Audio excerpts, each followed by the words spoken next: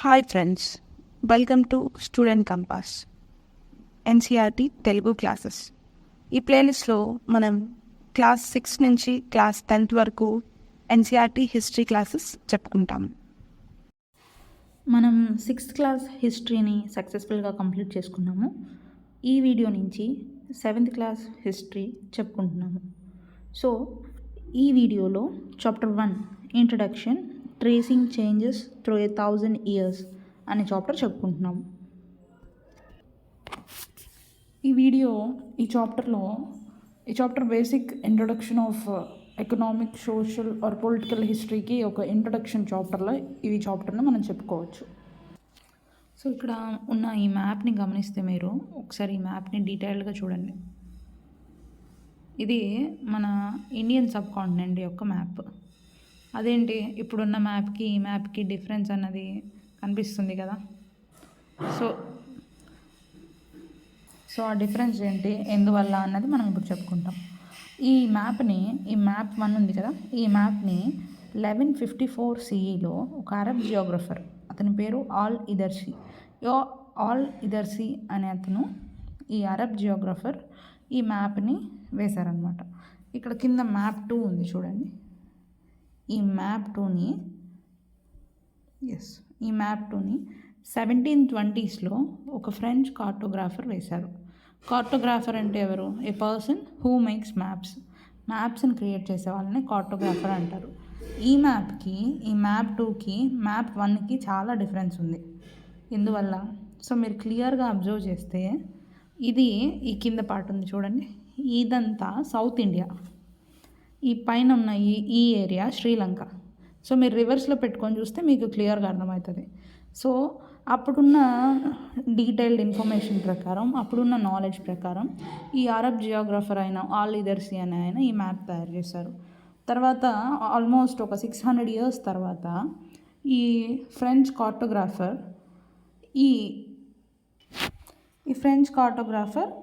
ఈ మ్యాప్ని తయారు చేశారు. ఈ మ్యాప్లో ఏవో అక్షరాలు కూడా కనిపిస్తున్నాయి కదా మీకు.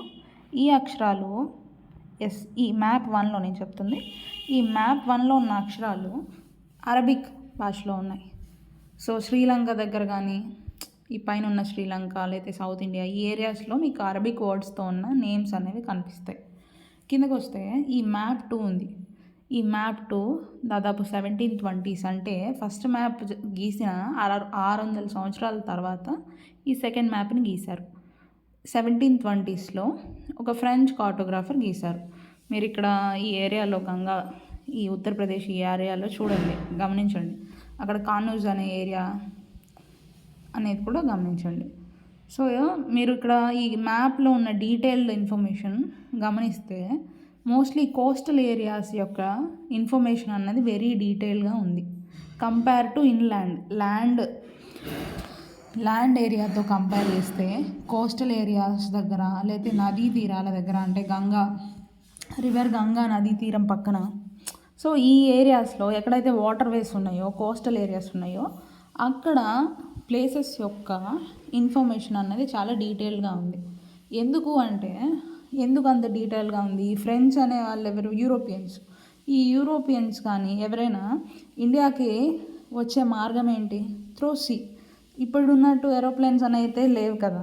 సో త్రూ సీ, సముద్ర మార్గాల ద్వారా వీళ్ళు వచ్చేవాళ్ళు. సో సముద్ర మార్గాల ద్వారా వీళ్ళు వచ్చినప్పుడు వీళ్ళకి ఎక్కువగా ఐడియా ఉండే ప్రాంతాలు కోస్టల్ ఏరియాస్. సో ఆ కోస్టల్ ఏరియాస్ ఇన్ఫర్మేషన్ అనేది చాలా క్లియర్గా ఇచ్చారు వీళ్ళు ఈ మ్యాప్స్ ద్వారా. సో ఈ ఒక్కొక్క ఏరియాకి ఒక్కొక్క డిఫరెంట్ హిస్టారికల్ బ్యాక్గ్రౌండ్ ఉంది, డిఫరెంట్ పాస్ట్ ఉంది, at the same time different terminology ఉంది. అంటే మనము ఇప్పుడు మీకు కూడా ఐడియా ఉండిద్ది, మన ఊర్లలోనే మన విలేజెస్ కానీ స్టేట్స్ కానీ వీటిని గమనిస్తే పాత పేర్లు కొన్ని ఉంటాయి, కొత్త పేర్లు కొన్ని ఉంటాయి. So new and old terminologies. So ఈ న్యూ అండ్ ఓల్డ్ టర్మినాలజీస్ అంటే డిఫరెంట్ లాంగ్వేజెస్లో టైంతో పాటు లాంగ్వేజ్ అన్నది చేంజ్ అవుతుంది. సో మనకి వెరీ ఫస్ట్ టైం చూసుకుంటే మేబీ అందరూ సాంస్క్రిట్ మాట్లాడేవాళ్ళు. ఇప్పుడు అందరూ అసలు ఎవరు సాంస్క్రిట్ మాట్లాడట్లేదు మోస్ట్లీ. సో టైంతో పాటు ఉన్న థింగ్స్, ఉన్న లాంగ్వేజెస్ ఇవన్నీ కూడా మారుతాయి. ఏ లాంగ్వేజ్ అయినా కానీ రికార్డ్లో ఉన్నదొకటి, ఇప్పుడు ఎగ్జిస్ట్ అయ్యే లాంగ్వేజెస్ వేరు. సో ఇప్పుడు లైక్ ఫర్ ఎగ్జాంపుల్ చెప్పుకోవాలంటే మెడివల్ పర్షియన్ వేరు, మోడర్న్ పర్షియన్ వేరు. సో ఈ డిఫరెన్స్ అన్నది ఓన్లీ గ్రామర్, వొకాబులరీలోనే కాదు ఈ డిఫరెన్స్. దాని యొక్క ఆ పదాల యొక్క మీనింగ్ కూడా టైంతో పాటు చేంజ్ అవుతూ ఉంటుంది. సో ఒక ఎగ్జాంపుల్గా మనం హిందుస్థాన్ తీసుకుందాం. సో ఈ హిందుస్థాన్నే మనం ప్రజెంట్ ఇండియా అని పిలుచుకుంటున్నాం. ఈ హిందుస్థాన్ అనే వర్డ్ అసలు ఈ టర్మ్ ఎక్కడ వచ్చింది? 13th centuryలో మిన్హజ్ సిరాజ్ అనే ఒక పర్షియన్ రైటర్, అతను పంజాబ్, హర్యానా, గంగా అండ్ యమున ఈ ల్యాండ్స్ గురించి ఆ ఏరియా యొక్క ఇన్ఫర్మేషన్ ఇవ్వడానికి ఆ ఏరియాకి పెట్టిన పేరు హిందుస్థాన్. సో ఎందుకు హిందుస్థాన్ అంటే అక్కడ ఆ పారే నదుల వల్ల కానీ ఆర్ ఆ ఢిల్లీ సుల్తాన్ యొక్క డొమినియన్స్లోకి వస్తాయి. సో ఆ కాంటెక్స్లో ఆయన ఈ టర్మ్ని యూజ్ చేశారు.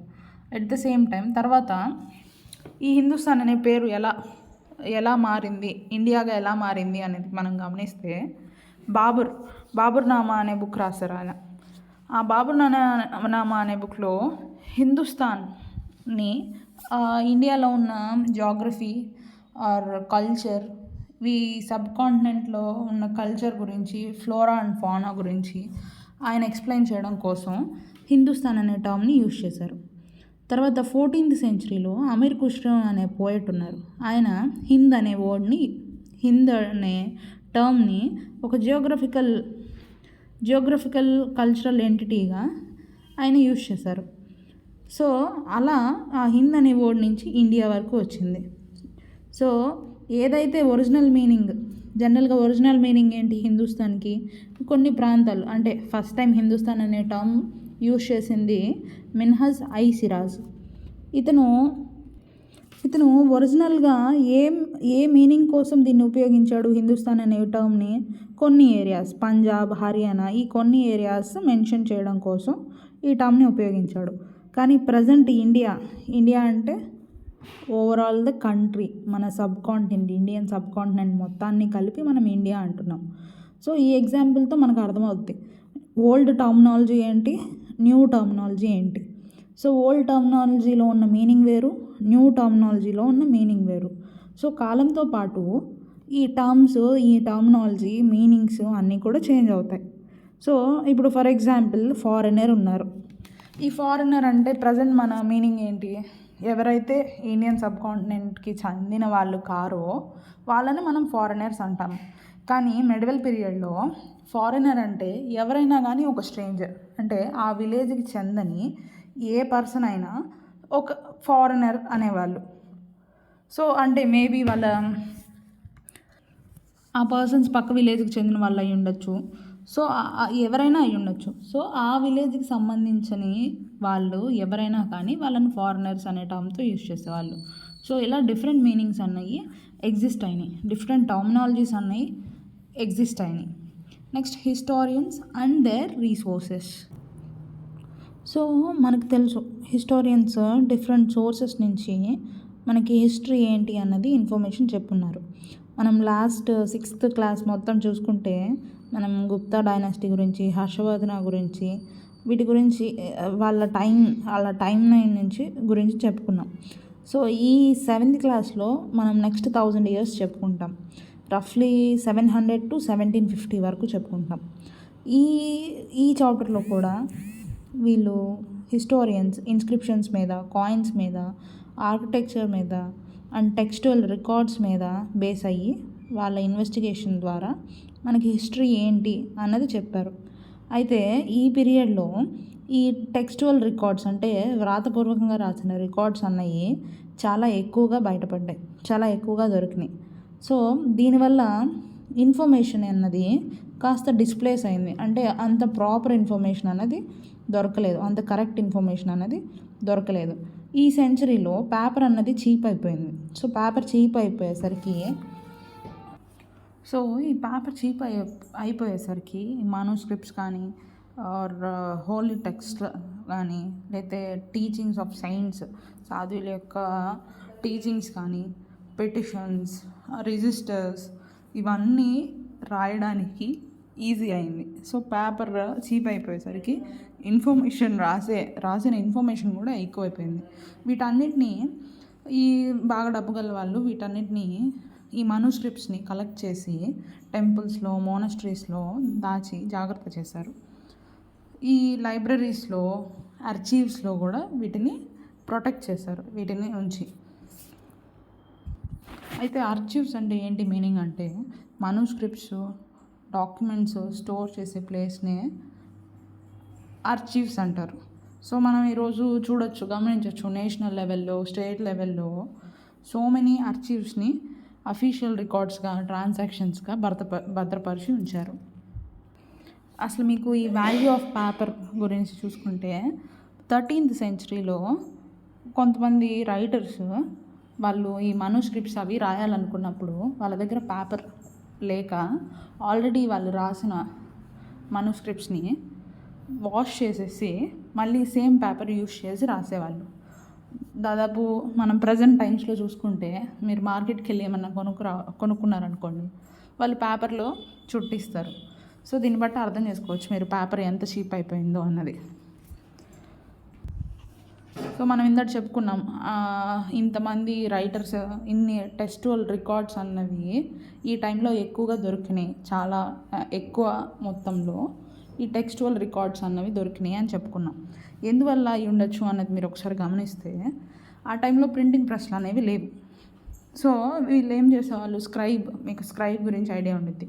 ఈ స్క్రైబ్స్ ఏం చేసేవాళ్ళు అంటే ఆల్రెడీ రాసున్నది కాపీ చేసేవాళ్ళు.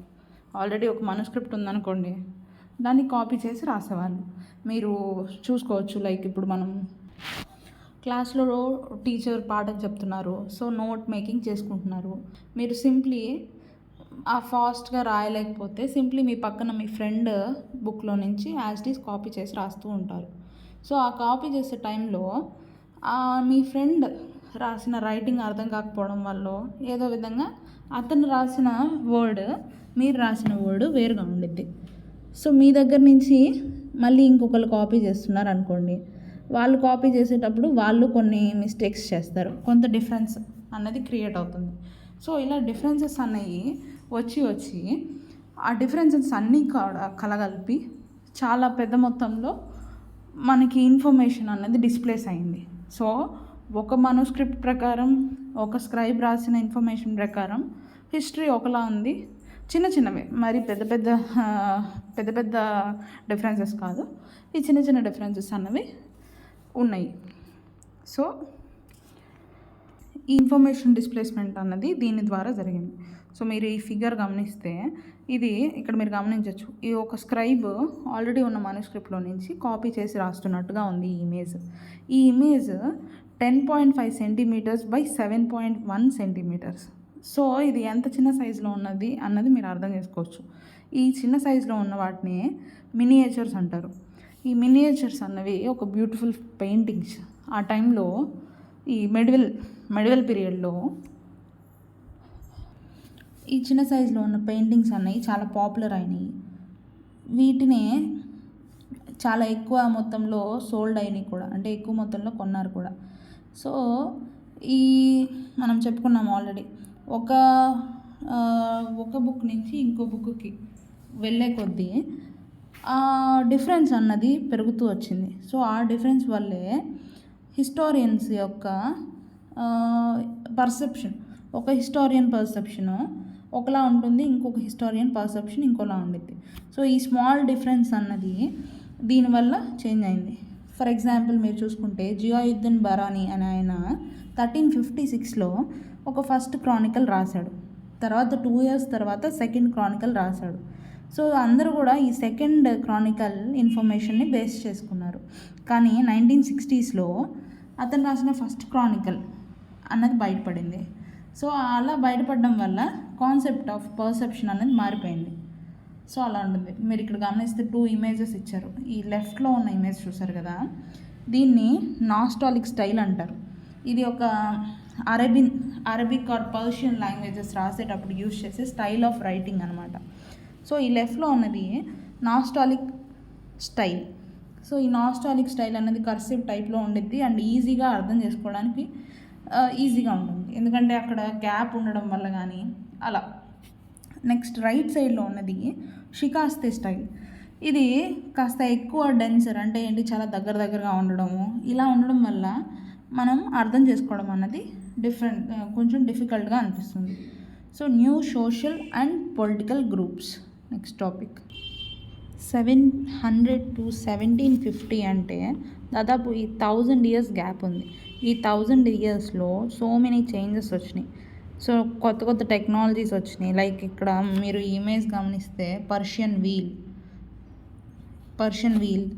ఇది ఇరిగేషన్లో చాలా ఎక్కువ యూజ్ అయింది. నెక్స్ట్ వీవింగ్లో spinning wheel, next firearms, ఇలా కొత్త టెక్నాలజీస్ వచ్చినాయి. అట్ ద సేమ్ టైం కొత్త ఫుడ్స్, బ్యావరేజెస్ అంటే potatoes, corn, chillies, tea, coffee, ఇంకా కొత్త ఇన్నోవేషన్స్ అంటే ఎలా మనకి అగ్రికల్చర్లో different types of methodologies, different technologies use చేసి ఎకనామికల్గా, పొలిటికల్గా చాలా ఇంప్రూవ్మెంట్స్ అన్నీ వచ్చినాయి, చాలా చేంజెస్ వచ్చినాయి. ఈ చేంజెస్ గురించి డీటెయిల్గా మనం చాప్టర్ 5లో చదువుకుంటాము. సో ఈ చేంజెస్ వల్ల గ్రేట్ మొబిలిటీ అంటే మైగ్రేషన్ అన్నది, వలస అన్నది చాలా ఎక్కువగా జరిగింది. చాలా లాంగ్ డిస్టెన్సెస్కి సమూహాలుగా వెళ్ళి అక్కడ కొత్త ఆపర్చునిటీస్ కోసం, ఫార్చ్యూన్ అంటే మంచి లైఫ్ కోసం చాలామంది ఈ మైగ్రేషన్ అన్నది జరిగింది. ఈ పీరియడ్లోనే ఉన్న రూలర్స్నే రాజపుత్ర రూలర్స్ అంటారు. సో రాజ్పుత్స్ అనే పేరు ఎక్కడొచ్చింది? రాజపుత్ర అంటే వాళ్ళు king, son of a ruler, ఒక రాజు యొక్క కొడుకులు కాబట్టి రాజపుత్ర అనే పేరు వచ్చింది. సో ఈ టైంలో వీళ్ళు ఈ రాజపుత్రాస్ రూల్ చేశారు. ఈ టైంలోనే మనకి గ్రేట్ చేంజెస్ అన్నీ జరిగినాయి, కొత్త గ్రూప్స్ అన్నవి వచ్చినాయి. సో ఈ రాజపుత్రాస్ గురించి మనం చెప్పుకుంటే వాళ్ళకి చివాల్రిక్ కోడ్ ఆఫ్ కండక్ట్ అంటే ఎక్స్ట్రీమ్ సెన్స్ ఆఫ్ లాయల్టీ.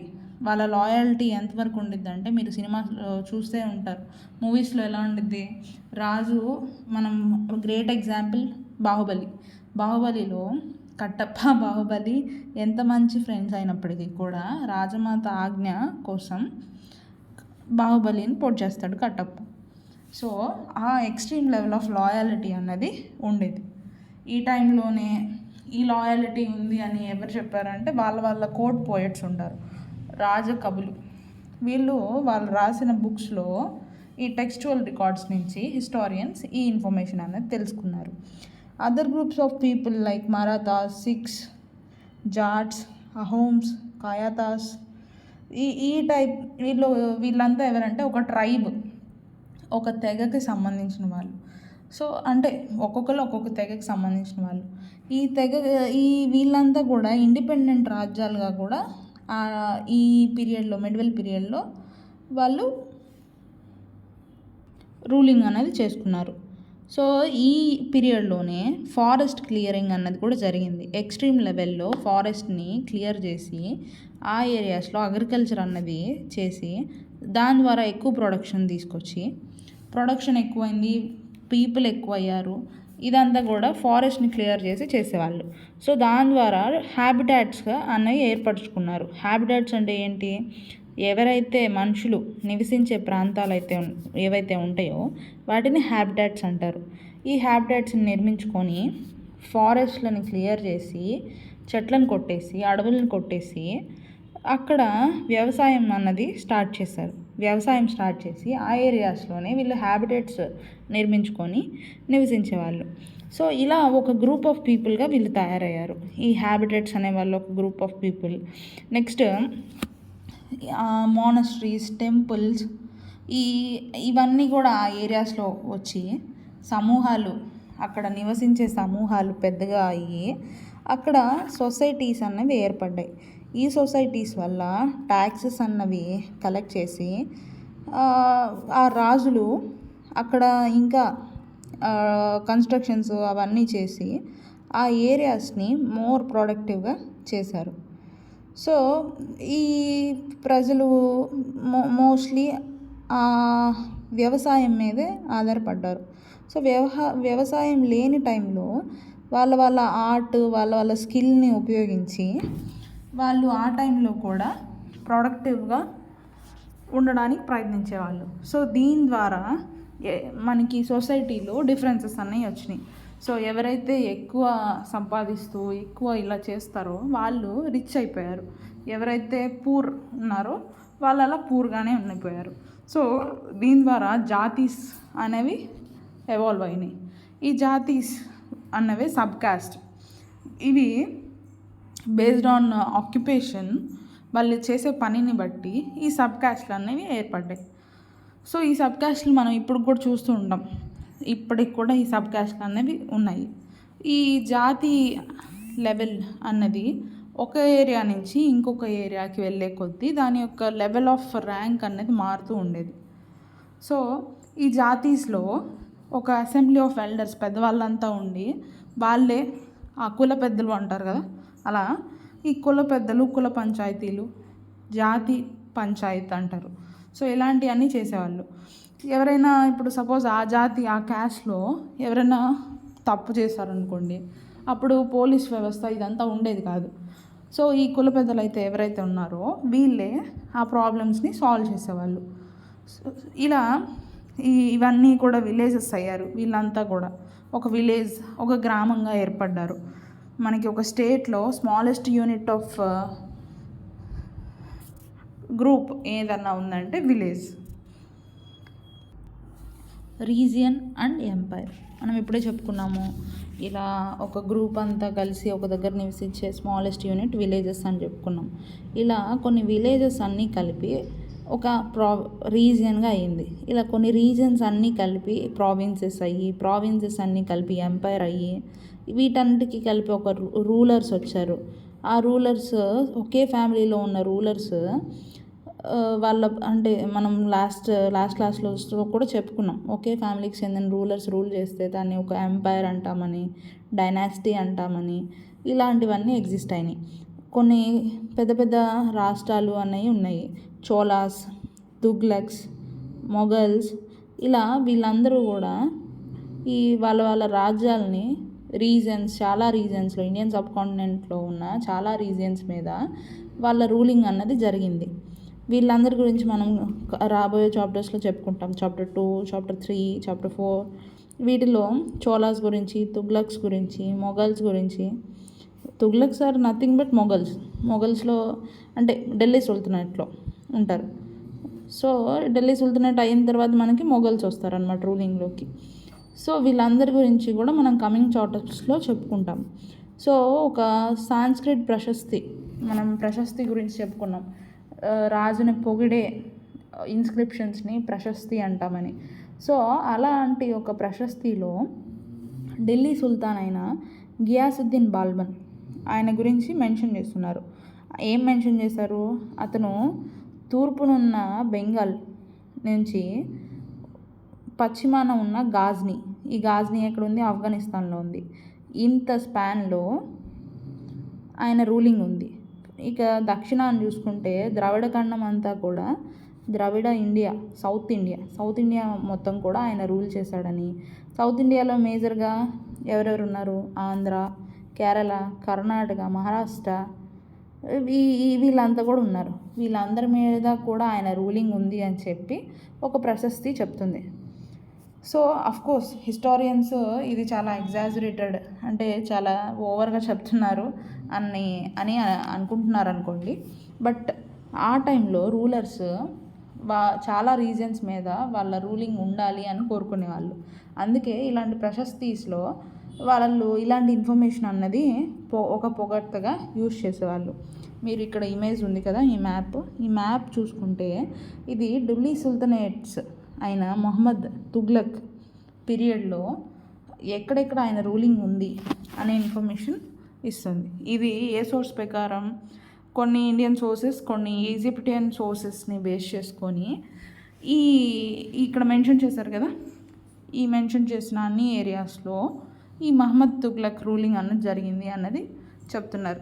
అందులో మీరు ఇక్కడ ఇంపార్టెంట్ ఏరియాస్ చూసుకుంటే ఢిల్లీ, నెక్స్ట్ గుజరాత్, బీహార్, దేవగిరి, మహారాష్ట్రలో దేవగిరి ఐడియా ఉండే ఉంటుంది మీకు. సో నెక్స్ట్ కమింగ్ చాప్టర్స్లో మనం ఈ ప్రాంతాల గురించి, దీన్ని రూల్ చేసిన రూలర్స్ గురించి కూడా చాలా క్లియర్గా చెప్పుకుంటాం. సో అలా ఈ రీజన్స్లో ఎవరైతే రూలింగ్ చేశారో వాళ్ళ ఫ్యామిలీ ఆఫ్ రూలింగ్ని ఎంపైర్స్ అని అంటారు. Next language and region. 1318లో అమీర్ ఖుష్రో అనే పోయిట్ ఒక స్టేట్మెంట్ ఆయన రాసిన బుక్స్లో ఏం చెప్తాడంటే, ఒక్కొక్క రీజియన్ అంటే మనం ఇన్ని ప్రాంతాలు ఉన్నాయని చెప్పుకున్నాం కదా, ఒక్కొక్క ప్రాంతానికి ఒక్కొక్క భాష ఉంది అని చెప్తాడు. లైక్ లాహోరీ, కాశ్మీరీ, దేవసముద్రి, కర్ణాటక, సౌత్ కర్ణాటకలో యూస్ చేస్తారు, తెలంగాణ, గుజారీ, మాబారి, గౌరీ, ఆవాది. సో ఇలా డిఫరెంట్ లాంగ్వేజెస్ డిఫరెంట్ ప్రాంతాల్లో యూస్ చేస్తారు అన్నది ఈయన మెన్షన్ చేస్తారు. At the same time Sanskrit అన్నది ఏ రీజియన్కి అంటే ఏ ప్రాంతానికి సంబంధం లేని లాంగ్వేజ్ ఏదన్నా ఉందంటే అది సాంస్క్రిట్. ఇది చాలా పురాతనమైన లాంగ్వేజ్. ఇది జనరల్గా కామన్ పీపుల్కి అయితే తెలియదు, ఓన్లీ బ్రాహ్మణ్స్కి మాత్రమే తెలుస్తుంది.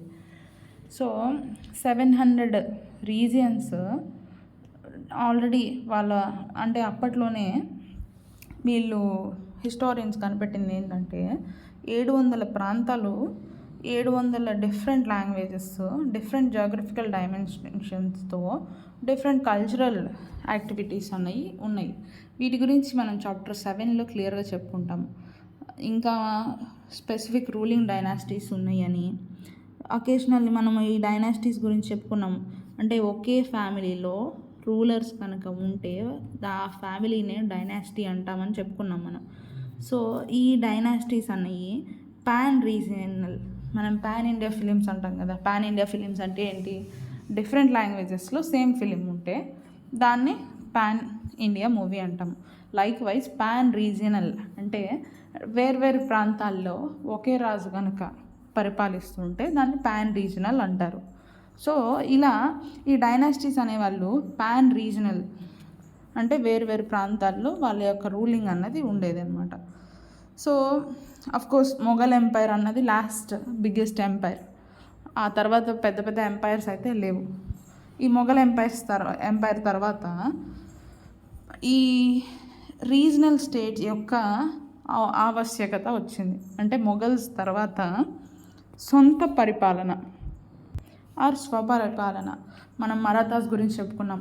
మరాఠాస్ వరకు వాళ్ళు ఇండిపెండెంట్ స్టేట్గా ఎవాల్వ్ అయ్యారు. అలాగే ఆ రీజన్స్, అన్ని రీజన్స్ కూడా, అన్ని ప్రాంతాల్లో కూడా వాళ్ళు సొంత స్వతంత్ర పాలన అన్నది వచ్చింది. ఇలా ఈ స్వతంత్ర పాలన వల్ల ఎన్నో ట్రెడిషన్స్, ఎంతో కల్చరల్ డిఫరెన్స్ అన్నది వచ్చింది. అంటే ఒక్కొక్క ప్రాంతంలో ఒక్కొక్క కల్చర్ అన్నది ఏర్పడింది. అలాగా ఈ 700 to 1750 వరకు ఉన్న ఈ 1000 ఇయర్స్లో డిఫరెంట్ చేంజెస్ అన్నవి చాలా జరిగినాయి. అదంతా ఎందువల్ల, డిఫరెంట్ రీజియన్స్ ఉండడం వల్ల, డిఫరెంట్ రీజియన్స్లో డిఫరెంట్ కల్చర్ ఉండడం వల్ల ఈ డిఫరెంట్ కల్చర్ అన్నది ఎవాల్వ్ అయ్యింది. Next old and new religions. మనం రీజియన్స్ గురించి చెప్పుకున్నాం. రీజియన్కి తేడా ఉంది. రిలీజియన్ అంటే మతం, రీజియన్ అంటే ప్రాంతం. సో డిఫరెంట్ ప్రాంతాలు, ఆ ప్రాంతాన్ని పరిపాలించే వాళ్ళు, వాళ్ళ వల్ల వచ్చిన కల్చర్ డిఫరెన్స్ ఏంటి, కల్చర్లో ఉన్న డిఫరెన్స్ ఏంటి, ఇదంతా కూడా చెప్పుకున్నాం. సో ఇప్పుడు ఓల్డ్ అండ్ న్యూ రిలీజియన్స్ అంటే పాత మరియు కొత్త మతాలు అని చెప్పుకోవచ్చు. ఒక సూపర్ న్యాచురల్ విషయం మీద ఒక కలెక్టివ్ బిలీఫ్ ఉంటే దాన్నే రిలీజియన్ అంటారు. అంటే ఒక గ్రూప్ ఆఫ్ పీపుల్ కనుక సూపర్ న్యాచురల్ అంటే మానవాతీత విషయాల మీద, మానవాతీత సందర్భాల మీద ఎవరైతే ఈ గ్రూప్ ఆఫ్ పీపుల్ నమ్ముతారో దాన్నే మతం అంటారు. సో ఈ పీరియడ్లో మనం చెప్పుకున్నాం 700 నుంచి 1750 వరకు ఉన్న ఈ మెడివల్ పీరియడ్లో మేజర్ డెవలప్మెంట్స్ అనేవి జరిగినాయి రిలీజియస్ ట్రెడిషన్స్ మీద. సో దీని ద్వారా కమ్యూనిటీస్ అనేవి ఏర్పడ్డాయి. అంటే ఈ మతానికి దగ్గరగా ఉండే వాళ్ళంతా కూడా ఒక కమ్యూనిటీగా ఏర్పడ్డారు. ఈరోజు మనం హిందూయిజం అని పిలిచే ఈ హిందూయిజంకి ఈ ఎన్నో చేంజెస్ అన్నవి మెడివల్ పీరియడ్లోనే జరిగినాయి. కొత్త దేవతల్ని పూజించడం అండ్ టెంపుల్స్ని కన్స్ట్రక్ట్ చేయడం అండ్ బ్రాహ్మణుల యొక్క ఇంపార్టెన్స్ పెరగడం, ఇవన్నీ కూడా ఈ మెడివల్ పీరియడ్లోనే జరిగినాయి.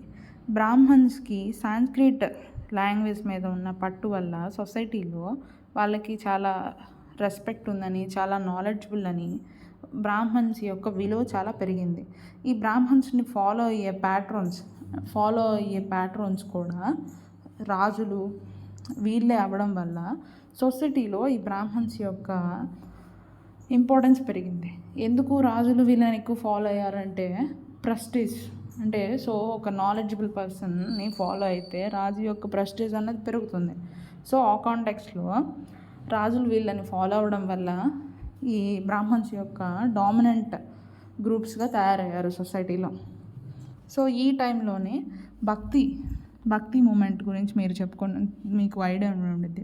భక్తి మూమెంట్ అనేది ఎవరైతే ఇండివిజువల్ అగెనెస్ట్ టు బ్రాహ్మణిజం, అంటే వాళ్ళకి మనసుకు నచ్చిన దేవుళ్ళని ఎట్లాంటి ఇన్స్ట్రక్షన్స్, ఎలాంటి రూల్స్ అండ్ రెగ్యులేషన్స్ ఫాలో అవ్వకుండా ఆరాధించే ప్రాసెస్నే భక్తి మూమెంట్ ఎక్కువగా ప్రబలింది.